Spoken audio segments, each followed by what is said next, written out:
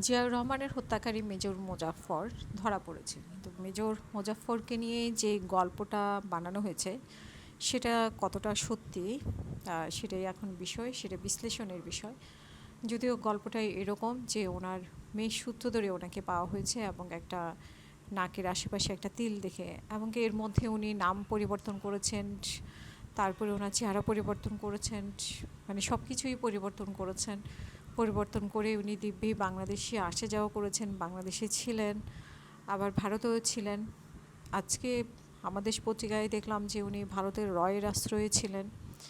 যেই আশ্রয়ে থাকুক, যেখানেই থাকুক, উনি একজন জলযন্ত্র মানুষ। ৪৫ বছর আমাদের এতগুলা গোয়েন্দা সংস্থা ওনাকে কোনোভাবেই খুঁজে পেল না, কোনোভাবেই ওনাকে আবিষ্কার করতে পেল না। মানে এটা একটা রূপকথার গল্পকেও হার মানায় যে হঠাৎ করে ওনাকে পেল। এবং তাহলে কি আমাদের গোয়েন্দা সংস্থা নিয়ে অনেক প্রশ্ন, যে তাদের সক্ষমতা নিয়ে প্রশ্ন, যে একজন ইচ্ছে করলেই নিজেকে লুকিয়ে ফেলতে পারে, একজন ইচ্ছে করলেই সব কিছু, এরকম একজন খুনি শহীদ প্রেসিডেন্ট জিয়াউর রহমান, যাকে বিএনপিকে অনেকে পছন্দ করে না, কিন্তু শহীদ প্রেসিডেন্ট জিয়াউর রহমানকে অনেকে পছন্দ করে, এমন একজনকে মেরে ফেলে দিব্যি ৪৫ বছর তিনি কোনোভাবে ধরাছোঁয়ার মধ্যে পড়লেন না, ধরাছোঁয়ার বাইরে উনি ছিলেন।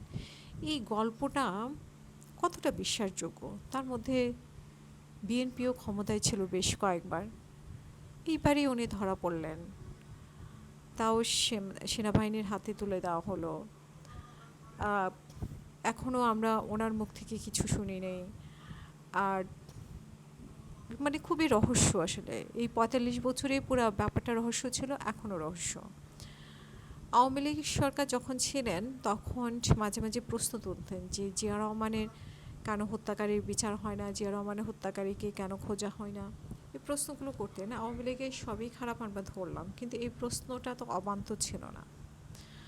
এবং উনি যে ৪৫ বছর ছিলেন, ৪৫ বছর ওনাকে ধরা হয়নি, এখন কাকতালীয়ভাবে ওনাকে ধরা হয়েছে। ঠিক যেমনি আমরা দেখেছি যে আওয়ামী লীগ পালিয়ে যাওয়ার পরে আনিসুল হক, সালমান রহমান যেভাবে কাকতালীয়ভাবে ধরা পড়েছে এক জায়গায়, বলা হয়েছে আরেক জায়গায়, পরে তো আমরা জানতে পেরেছি যে কী সব কাহিনী, এগুলো একটা গল্প বানিয়ে বলা হচ্ছে।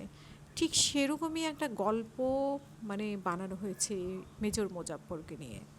সেই গল্পটা কি, কেন এত রহস্য তার মধ্যে, কারা এই হত্যার সাথে জড়িত ছিল, কেন এই হত্যা নিয়ে কোনো কথা হয় না, এই হত্যা নিয়ে কোনো চাঞ্চল্যকর কোনো তথ্য প্রকাশ হয়নি, সব মিলিয়ে একটা রহস্যে ঘেরা।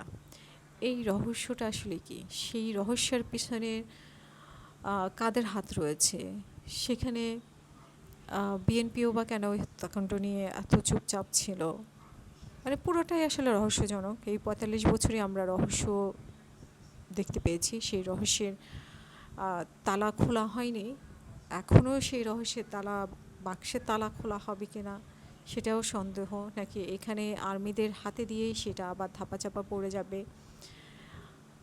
আমার মনে হয় আমার যে প্রশ্নগুলো মনে, সে প্রশ্নগুলো জনগণের, সে প্রশ্নগুলো সবার, কিন্তু আমরা এগুলোর উত্তর পাবো কি না। ৪৫ বছর পর আমরা একটি মানুষকে দেখতে পেয়েছি, সেই মানুষটা কি বলে সেগুলো আমরা শুনতে পাবো কি না।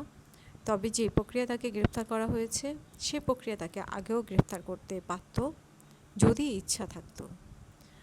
তো সেই সদিচ্ছা কেন তাকে এখন গ্রেফতার করা হয়েছে, তাকে এখন কিভাবে বিচার করা হবে, সেই রহস্যগুলো আমাদের সামনে আসবে কি না, কীভাবে প্রেসিডেন্ট জিয়াউর রহমানকে খুন করা হয়েছে, বা এখন মানে এর পেছনে কার কার হাত ছিল, কিভাবে এই লোকটা এতদিন পর্যন্ত নিজেকে বাঁচিয়ে রেখেছিল, সেই বিষয়গুলো অবশ্যই আমরা চাই যে আমাদের সামনে আসুক।